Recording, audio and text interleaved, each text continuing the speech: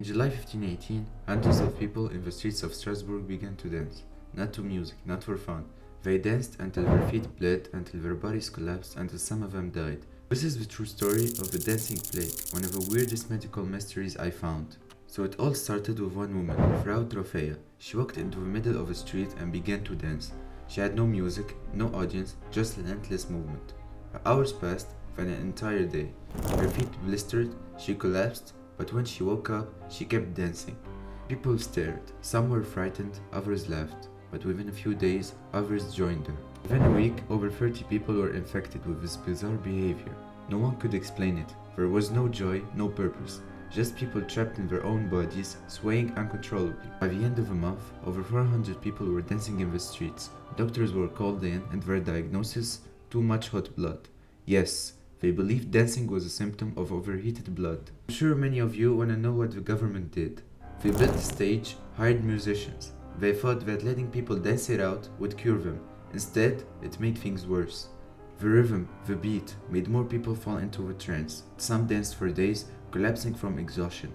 Others died from heart attacks or strokes. The death toll is unknown. Some say 15, others say dozens. Historians today still debate what caused the plague. The first theory we have is mass hysteria, which is a psychological phenomenon triggered by stress and fear.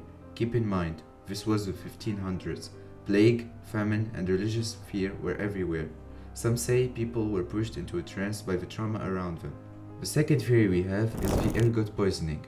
This fungus, found in moldy bread, can cause hallucinations, similar to LSD. Could the entire town have been tripping out of their minds? Possibly, but ergot tends to make people seize, not dance. Also, there's a handful of people that believe that all of this was a divine punishment, a curse from Saint Vitus, which was the saint of dance and epilepsy. Medieval people often believed saints could both bless and punish. Some even held parades and religious rituals to ask forgiveness. Eventually, the city banned all music and dancing. They exiled the dancers to a mountain shrine, hoping to end the madness. And just like that, the dancing stopped.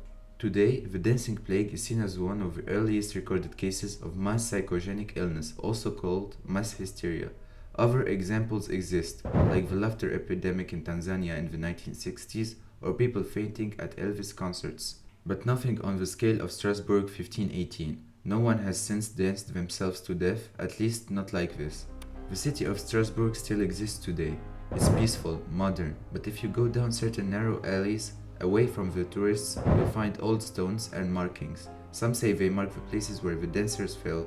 Local legends still whisper about it. Some believe the energy still lingers. And once in a while, someone swears they hear faint footsteps, rhythmic, repetitive, dancing. So was it stress, poison, or religion? Or something stranger, a force we still don't understand? I hope you guys liked the video and see you next time.